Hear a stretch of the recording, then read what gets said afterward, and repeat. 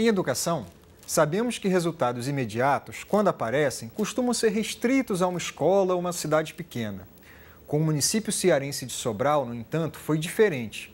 Olhando para o IDEB, o indicador de qualidade de educação do MEC, que vai de 0 a 10, a rede municipal de lá saltou de 4 em 2005 para 7,3 em 2011, superando em muito a meta que estava prevista para 2021 dos anos iniciais do ensino fundamental, que era chegar a uma média 6.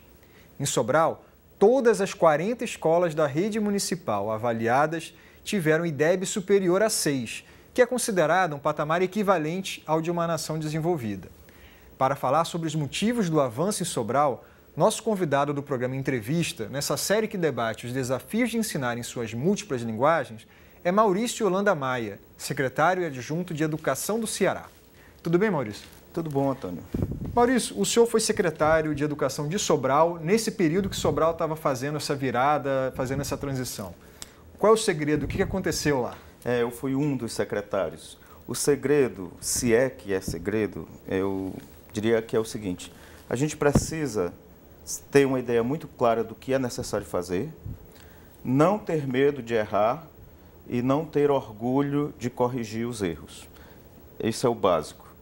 E o que eu diria é que a gente precisa construir numa rede municipal, por exemplo, do porte da de Sobral, mas também em cada escola, um grande senso de responsabilização de cada agente, tá? Então, o professor saber claramente que ele é responsável por dar uma boa aula, o diretor saber que ele é o responsável por liderar sua equipe para que todos tenham trabalhem bem, né? E a secretaria saber da sua responsabilidade. E a responsabilidade da secretaria é prover para as escolas e professores as condições de trabalho necessárias para que ele também possa fazer um bom trabalho. Então, se você cria esse circuito de responsabilidade, tá? Envolvendo inclusive os pais, quando é o caso, e se você tem coragem de mudar o rumo quando percebe que precisa se corrigir, as coisas acontecem naturalmente. Mas como induzir isso na prática? Como isso aconteceu na prática? Olha, na prática, nós nos deparamos em final de 2000, nós nos deparamos com uma situação em que 48% das crianças de 8 anos estavam terminando a segunda série na época, que hoje corresponde ao 3º ano do fundamental, sem saber ler palavras. E essa é uma realidade que você encontra em praticamente todas as redes brasileiras. E então a primeira medida que a secretaria tomou, com o primeiro secretário a quem eu sucedi, foi de estabelecer apenas 2 metas para a secretaria. Meta 1, a alfabetização de todas as crianças de Sobral, estudantes da escola pública, municipal, até os 7 anos de idade. Meta 2, a alfabetização de todas aquelas crianças que tinham passado já pelo 2º ano de escolarização, que já estavam na 3ª série, na 4ª série e que também não sabiam ler. E por que isso? Porque se você não garante à criança o domínio da codificação, da escrita e da leitura da língua, da sua língua nativa, você condena, no caso, quem faz isso, ou um sistema que faz isso, condena essa criança à ignorância, porque ela não vai poder aprender outras coisas, ela não vai conseguir seguir o livro didático. O que Sobral, a Secretaria de Educação de Sobral deu de apoio ou mudou as práticas para os profissionais? Então, a Secretaria de Educação, à época, produziu, vamos dizer assim, uma intervenção sistêmica. Ela percebeu que, para conseguir a meta, ela tinha que intervir em todas as dimensões do processo de aprendizagem. Então, ela começou produzindo material específico de alfabetização para as crianças e entregando esse material na mão de cada criança. Mas isso pressupunha que o professor seja o grande gestor desse processo de aprendizagem. Então, prover formação continuada em serviço para o professor. O que eu chamo de formação continuada e em serviço? Uma formação que tem por objeto de conversa, de estudo e de planejamento o que o professor faz na sala de aula, o que ele fez no mês que passou e o que ele pretende fazer no mês que vai se iniciar. Além disso, o professor foi incentivado a ficar nas séries de alfabetização e trabalhar bem, porque foi oferecida uma gratificação para os professores alfabetizadores, né? Então, num certo sentido, a primeira intervenção é na sala de aula, junto aos alunos e os professores. Uma segunda dimensão de intervenção é na gestão da escola. No caso, o que foi a nossa atuação em relação à gestão da escola? Nós rompemos com um sistema de indicação política dos diretores por uma seleção meritocrática, tá?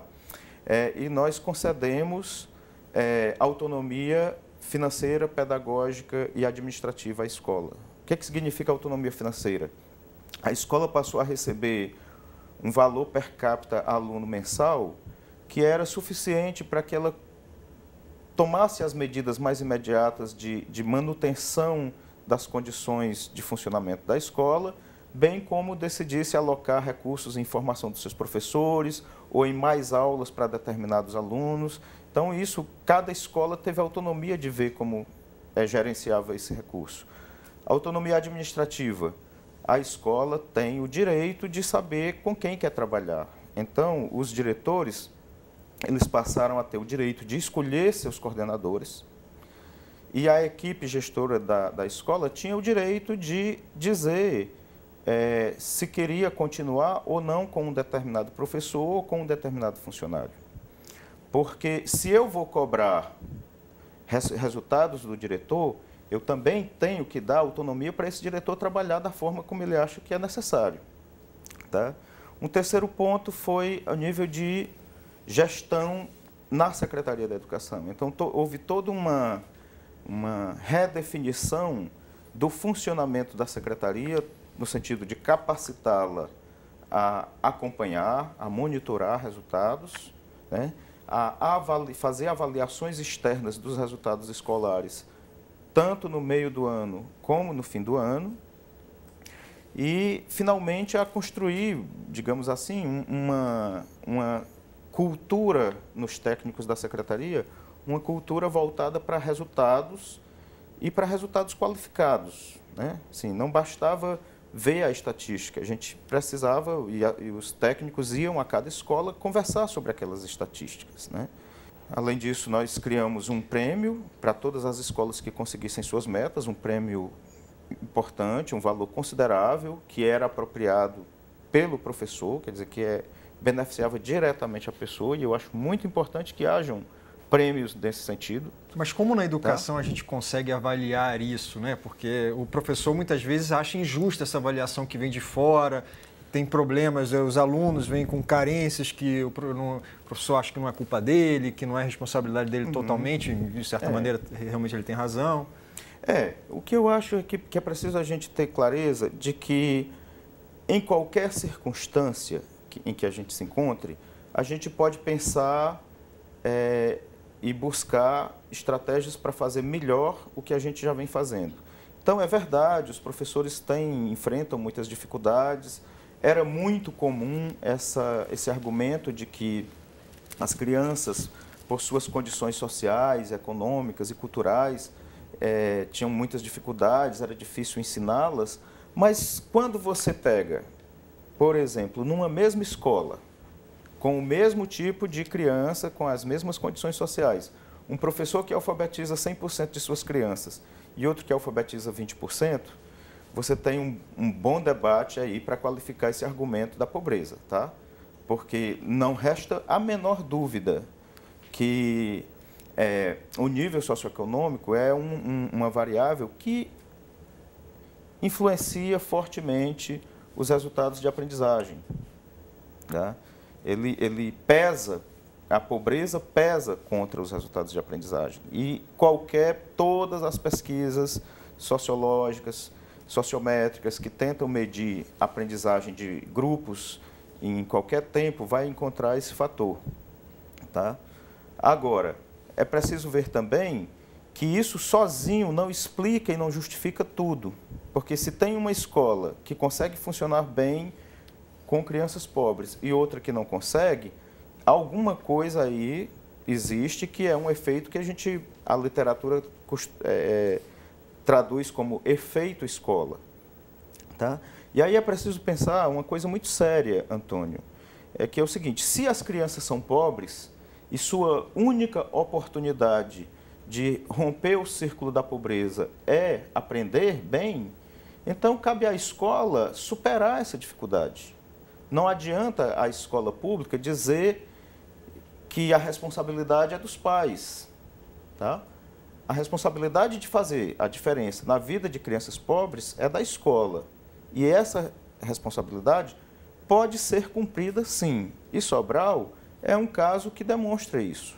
Sobral tem um pouco essa cultura de não deixar nenhum aluno para trás, inclusive indo caçar aluno em casa, não é isso? Conta um pouquinho como é que é essa experiência. Pronto. Quando nós criamos essa estratégia em Sobral, chegou um momento, inclusive, em que algumas escolas tentaram fazer esse movimento, né, de transferir, né, os meninos com mais dificuldade.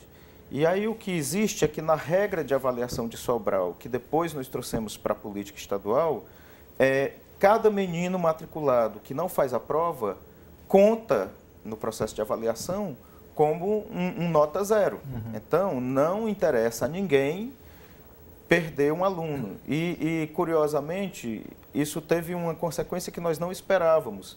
É que o abandono de Sobral caiu, praticamente desapareceu. Desde 2007, que a taxa de abandono de crianças em Sobral, numa rede de quase 25 mil crianças, de 1º a 9º ano, é menor que 1.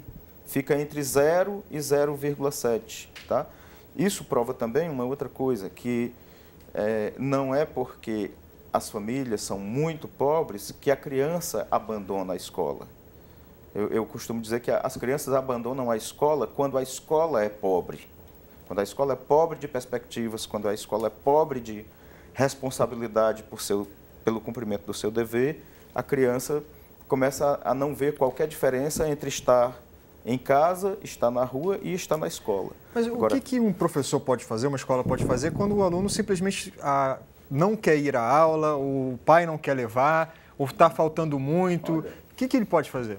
Primeiro, o professor e o diretor, ele precisa conhecer a lei brasileira e saber que quando a Constituição diz que o ensino fundamental é obrigatório, ele é obrigatório porque o Estado tem a obrigação de prover e os pais têm a obrigação de matricular. Então, quando um pai achava que não fazia qualquer diferença, que ele poderia deixar seu filho ir à escola ou não, alguém ia lá dizer para ele que ele estava sendo negligente e ele estava faltando com a lei. Mas o fato é que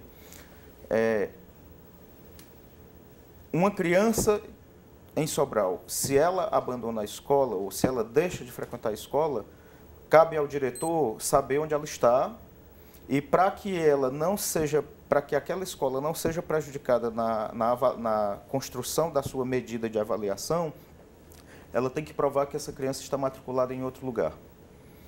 Então, não houveram casos em que a criança simplesmente deixou de frequentar a escola e o diretor foi procurar saber das coisas e descobriu que a criança tinha vindo aqui para o Rio de Janeiro. E o diretor entrou em contato com o Conselho Tutelar aqui no Rio de Janeiro, da região onde do bairro onde a criança veio, e falou que precisava que o Conselho ajudasse essa criança a encontrar uma vaga aqui e precisava de uma correspondência oficial que provasse que essa criança estava regularmente matriculada numa vaga aqui, tá? Numa escola daqui. Então, esse nível de responsabilidade, que não é difícil de aprender, é o que produziu esse efeito em Sobral. Professor, muito obrigado pela sua presença, muito obrigado a vocês que nos assistiram e até o próximo programa.